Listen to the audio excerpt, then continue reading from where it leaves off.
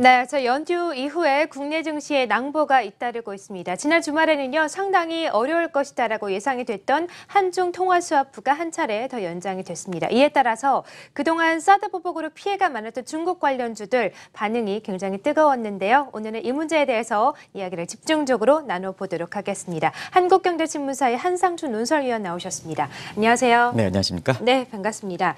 자, 당초 좀 어렵지 않겠느냐 하고 예상이 됐던 한중 통화 스와프 드디어 좀 연장이 됐습니다. 극적으로 됐죠? 어떻게 보고 계신가요? 사드 배치 보복이 작년 그 7월 7일이었었거든요. 그 위에 그 피해 사항을 보면 사실 그 시청자분께서도 중국 관련 주가가 떨어지는 모습 보면 한중 통화 스와프 협정이 연장되는 것이 좀 어렵지 않겠느냐 이렇게 봤습니다는. 네, 그렇습니다. 지난 주말에 뜻하지 않게 이것도 이제 워싱턴에서 미국에서 날라왔어요. 네. 그래서 국내 증시에 뒤늦게 이렇게 반응했는데요. 잘 아시겠습니다만 한중 간의 통화 스와프 협정은 두 가지 측면에서 이렇게 의미가 있다고 보여졌습니다. 하나는 기간 자체가 굉장히 우리 통화 스와프 협정 중에서 가장 길다 이렇게 보여졌습니다.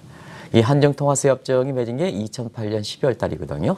그래서 3년간 연장해서 사실 2011년에 한 차례, 2014년에 한 차례 해서 이번에 그 만기가 2017년 10월 10일이었었거든요. 네. 근데 그 기간을 넘기고도 그렇죠. 연장되지 예. 않음에 따라서 사실 국내 그 외환 시장과 증시 입장에서는 맞습니다. 상당히 이렇게 우려 사항이 높았었는데요. 네.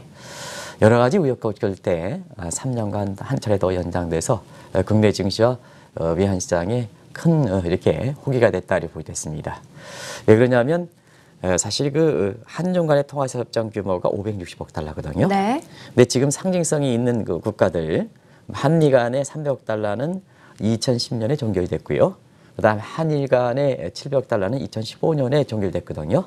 그렇기 때문에 560억 달러가 지금 통화 협정을 맺은 1,220억 달러 중에 한 45% 이상 차지하는 큰 비중이 되다. 네. 그리고 역시 어떤 국가 통화세 협정을 맺느냐 이게 중요하지 않습니까? 그런 측면에서는 미국과 일본 간의 통화세 협정이 종결된 상태에서 중국과 같은 상징성이 큰 국가의 통화세 협정이 연장된다는 것은 우리 그 증시라든가 외환 시장에 상당히 규모 자체 이상으로 그쵸. 이렇게 의미가 있다 이렇게 보여졌습니다. 네. 자, 말씀을 해주신 것처럼 작년 7월 이후 1년 이상 지속되고 있습니다. 바로 사드 보복 피해인데요. 자, 이에 따라서 증시에서도 반응이 굉장히 좋았었죠? 네. 네. 사실은 한중 간 통화세 협정이 이렇게 사드 배치와는 직접적으로 관련이 없는 거거든요. 네. 나중에 이제 말씀드리겠습니다는 그러나 워낙 그 사드 배치 보복에 따라서 국내 경제와 증시에서는 중국 관련된 주식에 투자하시는 분의 피해가 컸기 때문에 그렇죠. 네. 이게 계기가 돼서 사실상 그 국내 증시에서는 뜨겁게 반응했다 이렇게 보여졌습니다. 네. 굳이 설명드리지 않더라도 사실 그 한중 이렇게 사드 배치 보복에 따른 우리에 미치는 그 피해 사항은 여기 그동안 그 누차례 정리해드렸습니다는 이런 쪽으로는 간단하게 이렇게 정리해드렸는데요. 우리가 증시 입장에서 테일 리스크라는 것이 왜 이렇게 중요한가 하는 것은 이런 한중 간 통화세 협정의 연장을 계기로 해서 국내 증시에 뜨겁게 반응했던 그런 대목을 단적으로 이렇게 그 의미를 찾을 수 있지 않냐 생각합니다. 뭐 아시겠습니다는 테일 리스크, 소위 팻 테일 리스크 같은 경우에는 정규분포 사항의 양적 고리에 해당되거든요. 그러면 이제 이 앵커께서 만약에 사업을 하신다 보면 네.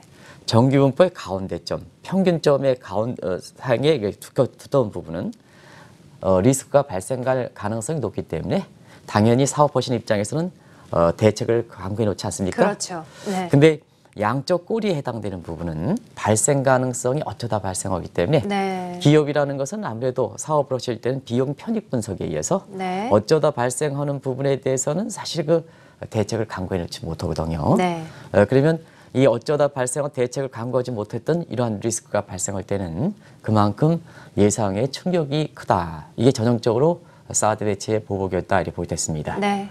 그런 과정에서 뭐 대중 수출이 감소한다든가 대중 진출 기업이 철선되든가 또 국내에서 오면 유가가 급감한다든가 여기에 따라서 백화점과 호텔 관련된 주식에 소위 그 면세권 인가를 계기로 해서 국내 많은 트레이더들이 추천했던 백화점과 호텔의 이렇게 주식들이 굉장히 몰락하게 되는 이런 승자의 저주에 이렇게 빠지는 이런 상황이 지금까지 이렇게 피해 상황이었고 네. 또 국내 이렇게 증시에서 보면 중국에 대한 수출 비중이 상당히 높고 그 다음에 진출 기업이 상당히 높기 때문에 그동안 그렇죠. 중국에 대해서 관련된 업종을 투자했던 이런 네. 사람들이 많지 않습니까? 네. 그런 것이 지난 1년 이상 기간 동안 큰 폭으로 하락하는 과정에서 이것이 직접적으로 연관이 됐지 않다 하더라도 사실 한중 간 통화세 협정 연장 소식이 들리다 보니까 어찌됐든 증시에서는 강하게 반응하는 배경이 됐다고 보겠습니다. 네.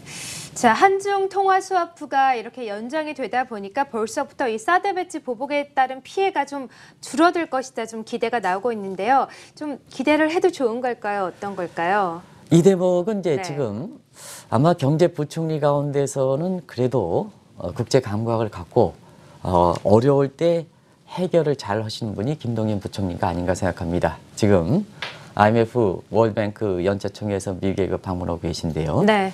3대 평가사라든가 피터슨 연구소의 소장이라든가 이래서 국제금융계에 영향력 있는 사람들 네. 또 미국의 재무장관이라든가 이래서 잇따라 만나면서 한국경제 IR 활동이라든가 또 이러한 현안들을 처리해 나가고 있는데요. 그렇죠. 예.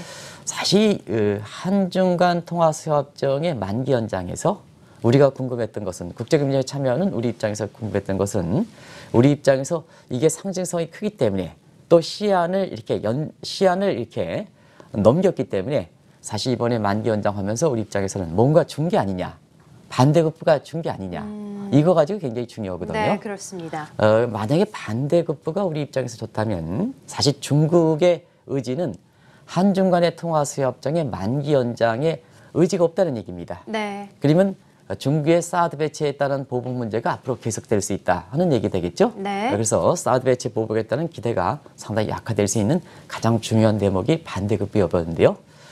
김 부총리께서도 확실하게 이 문제는 이렇게 짚고 넘어갔죠. 네. 이번에 한중 간 통화세 협정에 만기 연장될 것은 반대급부가 없다 하는 것을 말씀드렸는데요. 결과적으로 보면 자 사드 배치 보복 속에 반대급부 없이 만기 시한을 연장했던 한중 간의 통화세 협정이 사실 이렇게 연장이 된 데에는 중국도 그만큼 나름대로의 절실한 이런 한중 간의 통화세 협정에 이렇게 만기 연장하는 이유가 있었다고 보겠습니다. 네, 그렇군요. 그 대표적인 것이 아무래도 아시겠습니다는 사실 시진핑 정부가 2012년 이후부터 대외정책 기조에서 보면 위안화의 국제화 과제를 추진하고 있지 않습니까? 네. 그 위안화의 국제화 과제는 어떤 의미일까 하는 측면에서는 여러 의미를 담고 있습니다는 위안화의 결제권 확대 문제 하나. 그 두 번째는 각국 간의 보유에서 위안화의 이렇게 비중을 증대시키는 것. 이게 핵심적인 문제거든요. 그런 차원에서 보면 만약에 사드 배치를 한중 간 통화수협정의 만기 연장과 연결시켜서 사드 배치 보복, 만기 연장시키지 않았다면 한국이 제외된 상태에서 위안화 국제화 과제가 주변이라든가 이런 데 상징성이 많이 떨어지게 된다는 얘기거든요. 네. 더더구나 18기 7중 전에서 보면 네. 시진핑의 1인 단독 체제가 더 굳어진 상태에서 보면 아무래도 시진핑의 정부에서 보면 대내적인 정책보다는 대외적인 정책, 경제 위상 증대의 핵심적 키라고 이렇게 본다면 한국을 여기에 이렇게 위안화 국제의 핵심적인 또 상징성 입장에서 핵심적인 국가로 편입시키는 필요성이 있거든요. 그런 측면에서 보면 중국의 내부적인 필요성에 의해서도 한중 간 통화세 협정의 만기 연장이 이렇게 필요됐기 때문에 이번에 연장됐다 이렇게 보겠습니다. 네. 자, 특히 최근 들어서 이 외환 보유고 문제를 놓고 논란이 좀 많이 일어나고 있는데요. 그런 의미로 본다면 이번 만기 협정이 굉장히 더 큰 의미로 다가올 것 같습니다. 네, 아무래도 네. 그렇죠. 네. 우리가 보면 이제 올해가 외환위기가 발생한 지 20년 됐지 않습니까? 맞습니다. 예. 그래서 한국경제TV를 통해서도 외환위기 20주년에 대해서 한번 점검해 드린 적이 있습니다는 사실 외환위기 20주년 돼서 여기와 관련해서 여러 가지 세미나가 지금 학계를 중심으로 열리거든요. 역시 외환위기는 외환보유고 부족 문제의 가장 핵심적 키를 갖고 있기 때문에 네. 최근에 외환위기 20주년에 이렇게 기해서 열리는 각종 세미나라든가 학회에 이렇게 보면 외환보유고 부족 문제, 소위 우리나라의 적정 외환보유고 문제 논쟁이 되는 이런 상태입니다. 그래서 일부 학자들은 여러 가지 기준을 들어서 한국의 외환보유고가 상당히 좀 부족하다. 또 외환위기 문제에 대해서 우리가 그렇게 이렇게 자유로운 상태가 아니다. 이렇게 해서 한국 경제에 대해서 지금 굉장히 비관적으로 이렇게 얘기하는 시각들이 각종 그 매스컴에 실리고 있는데요. 그렇군요. 예. 그런 측면에서 한중 간의 통화협정은 상당히 상징성이 크다 이렇게 보여졌습니다. 예. 왜냐하면 지금 적정 외환보유고 논쟁할 때 시청자 여러분도 확실하게 이 국제 기준은 요 세 가지 기준입니다. IMF 기준과 그린스펀 방식과 캡틴 방식 이렇게 돼 있는데요. 네. 이 그린스펀 방식도 원래는 정확하게는 그린스펀 BOT 방식이다 이렇게 보여졌습니다.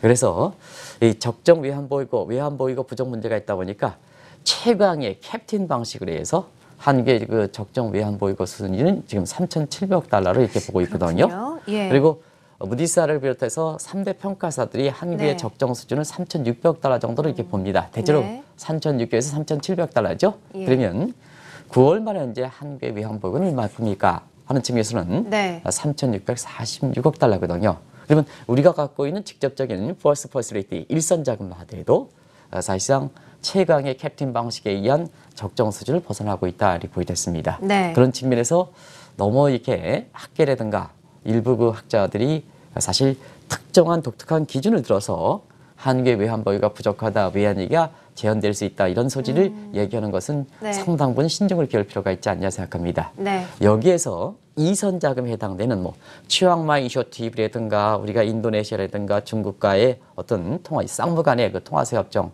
이거에 의해서 지금 자금이 한 1,226억 달러 정도 되거든요. 네. 그런 상태에서 보면 3,800억에 1,200억 달러 이렇게 보면 우리 외환보유가 1선과 2선과 합쳐서 5천억 달러가 되는 이런 상태거든요. 네. 그런 측면에서는 이번에 사실상 이게 한중 간 통화세 협정이 이전에도 말씀드렸습니다는 560달러 하더라도 이것이 안 된다 하더라도 이게 지금 여기 말씀드린 대로 3,646억 달러를 갖고 있는 점을 감안할 때 보면 제2선 자금이 전부 없다 하더라도 사실 우리의 그 외환보유고는 부족한 수준은 아니지 않습니까? 그러네요. 예. 그러나 2선 자금의 상징격에 해당되는 이렇게 한중 간의 통화세 협정이 이렇게 연장이 되다 보니까 더 풍족한 외환보유가 더 이렇게 풍족하게 만들었다 이렇게 보여졌습니다. 네.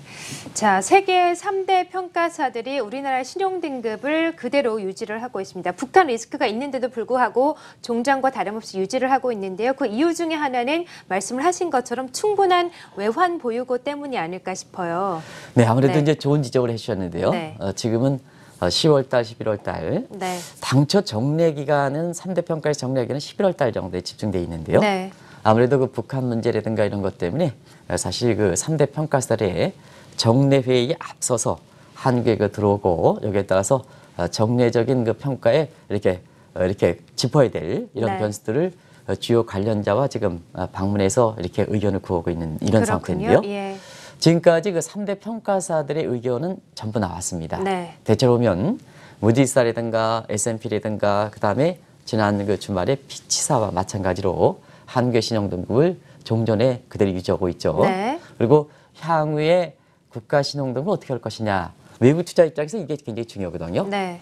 사실 이게 전망도 그대로 유지했다 이렇게 보여졌습니다. 다만 한 가지 무디스가 가장 이렇게 한국의 그 신용등급에서 신중을 기울이는 상태인데요. 네. 이 북핵 리스크가 펀더멘탈 측면에 영향을 주지 않으면 지금의 신용등급과 전망을 그대로 유지하는데요. 만약에 영향을 준다면 우리의 신용등급을 낮추겠다 하는 입장을 보여서 네. 가장 그 부정적 입장을 보이고 있거든요. 예, 그렇군요. 근데 이제 현 상태에서 보면은 북핵 리스크에도 불구하고 가장 보수적인 무디스 같은 경우에도 우리 신용등급과 전망을 그대로 유지한 상태거든요. 네. 그러면 이와 같은 배경이 왜 그럴까? 북한 문제라든가 이런 게 워낙 큰 변수인데도 불구하고 왜 그럴까 하는 측면에서는 그만큼 완충 장치가 좋다는 얘기예요. 완충 장치. 그래서 1997년에는 그때 당시에 OECD에 가입하고 나서 우리가 이런 리스크에 대해서 완충 장치가 상당히 적었거든요. 당시에 그 김영삼 정부에서는 OECD를 가입을 덜컥 가입시켜 놓고도 이런 외환보유라든가 이런 게 너무 낙관적인 입장이기 때문에 그때 당시에 외환보유가 300억 달러다.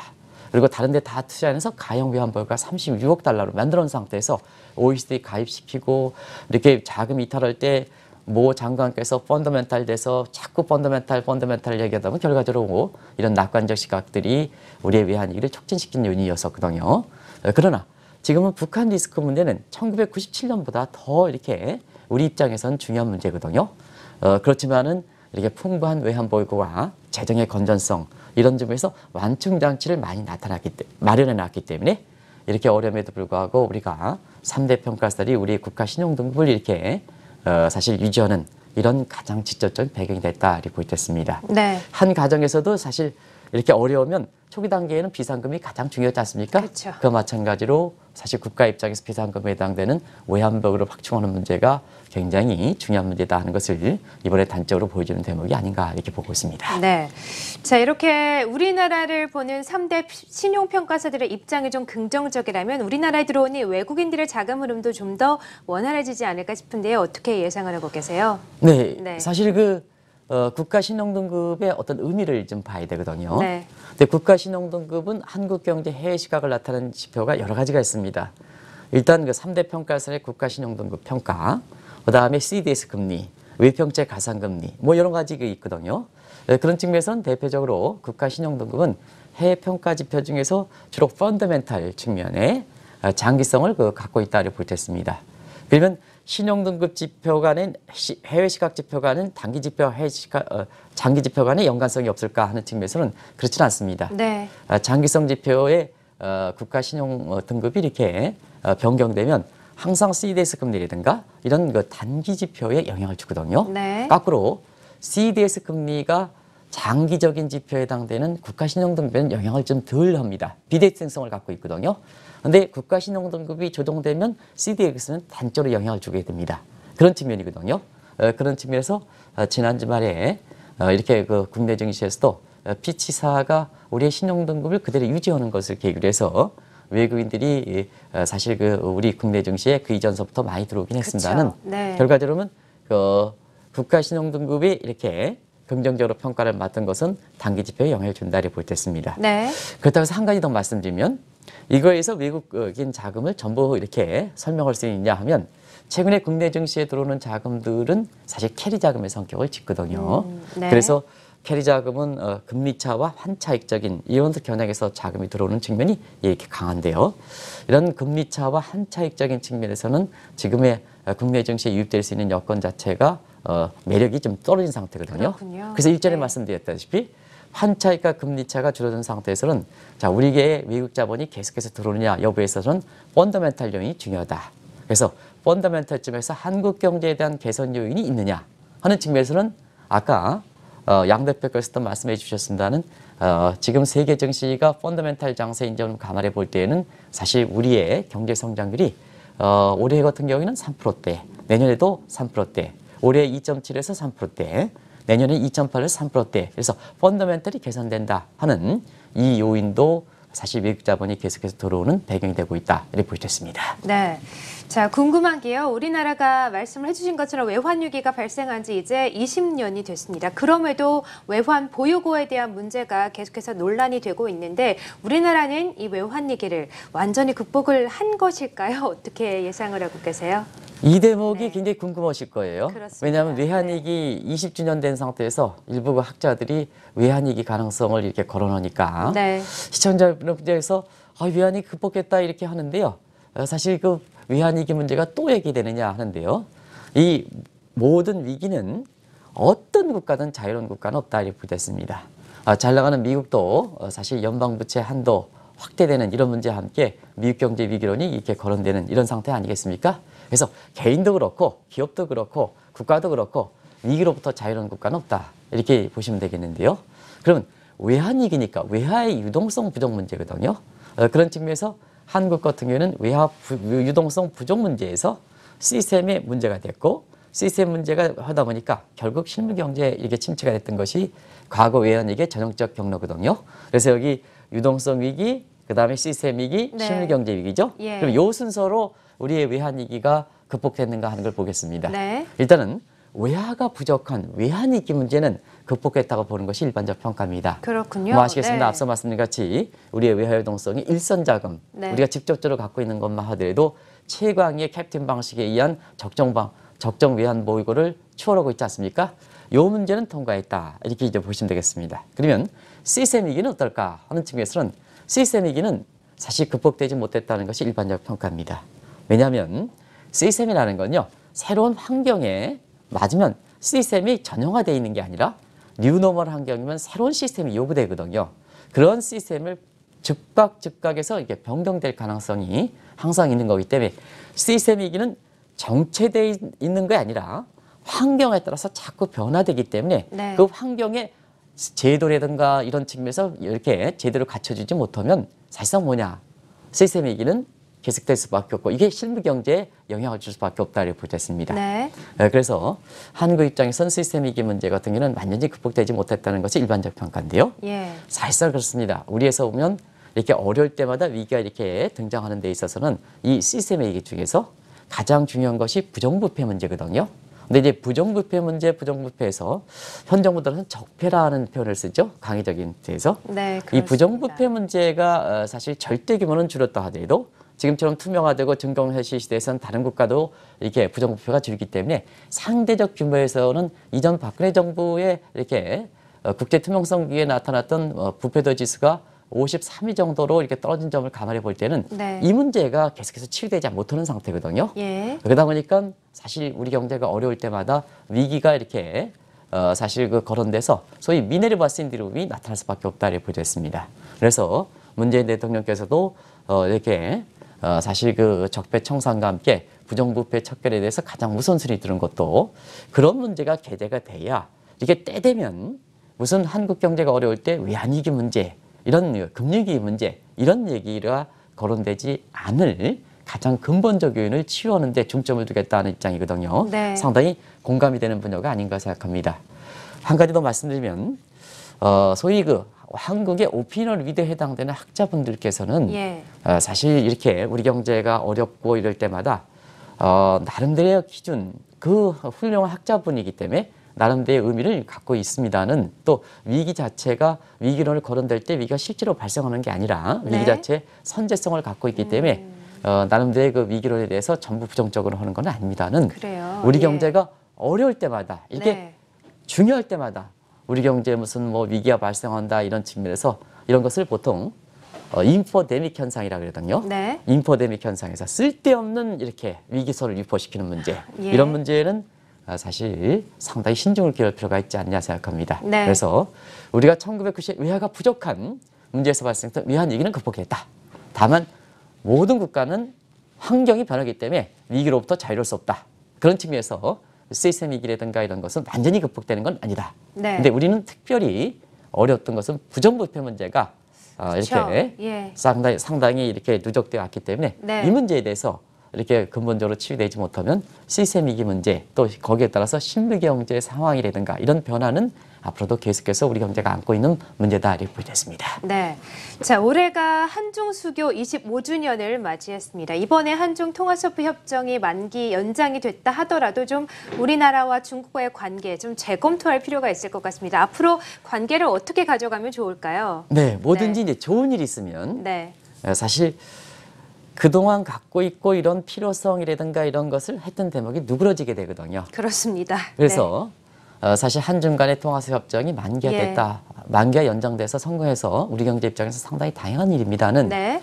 우리가 사드 배치에 따라서 보복에 따라서 우리 경제가 미친 영향이 굉장히 크지 않습니까? 맞습니다. 그런 네. 측면에서는 이번에 만기 연장이 돼서 사실 안도에 이렇게 기회를 준다 하더라도 한중 간 이렇게 수교 25주년을 기해서 한국과 중 간의 경제 관계라든가 이런 측면에서 근본적인 이렇게 점검을 할 필요가 있는 것이 아닌가 생각합니다.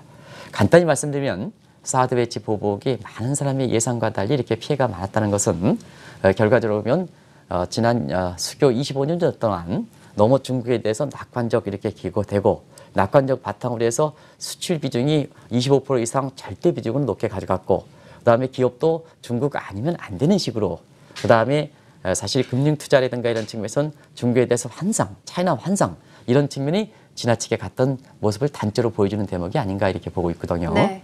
그런 측면에서는 이번에 만기 연장된 건 다행입니다는 우리가 우리 경제 입장에서 안정성과 독립성 그다음에 제2의 사드 배치에 보복에 따른 어떤 사실 피해를 최소화하기 위한 차원의 이런 문제는 이런 만기 연장과 별도로 우리가 가져가야 되는 문제가 아닌가 이렇게 보고 있습니다. 네. 그래서 여러 가지가 있습니다는 일단 수출 전략에 있어서는 이제 중국에 대한 수출 비중은 자연스럽게 줄어들 거로 봅니다. 이번에 사드 배치 보복 문제 때문에 이렇게 자연스럽게 줄어들 가능성이 높지만 너무 지나치게 세계가 하나의 입장에서 특정 국가에 우리 수출의 약 25% 이상을 여기에 이렇게 쏠림 현상이 되는 것은 우리 경제의 독립성과 안정성에 그렇죠. 큰 문제가 네. 있다고 보여졌습니다. 네. 그리고 기업들도 사실 화전인식 글로벌 전략을 좀 펼쳐서 이제 중국에 대한 환상문을 탈피하고 있습니다는 네. 사실 사드 배치 1년 기간 동안에 아마 국내 기업들이 중국에 대한 환상을 저버릴 수 있는 굉장히 좋은 그러네요. 기회였었던 것 같아요. 예.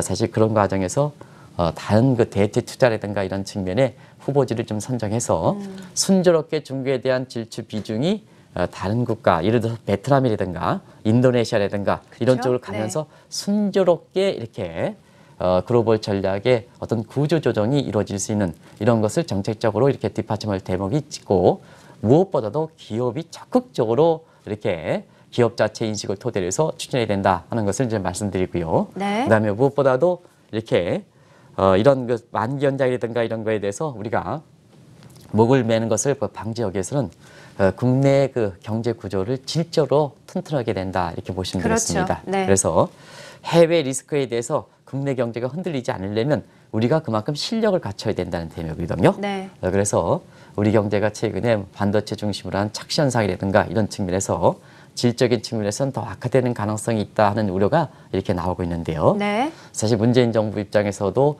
이런 문제를 중시해서 총수요 사이드에서는 소득 위주의 성장과 함께 그다음에 공급적인 측면에서는 혁신 성장을 강조하는 이런 모습을 지금에서 균형적 시각을 갖고 있으나는 이런 것이 사실상 기업과 국민들의 협조를 거쳐서 우리 경제 질적 구조를 건전하고 질적 구조가 건전하면 대외적인 변수에 대해서 그만큼 흔들리지 않는 우리 경제의 독립성과 안정성을 보장한다는 측면에서 네. 이번 그 기회를 사실 좋은 기회로 삼아야 되지 않겠나 이렇게 보고 있습니다. 네, 알겠습니다.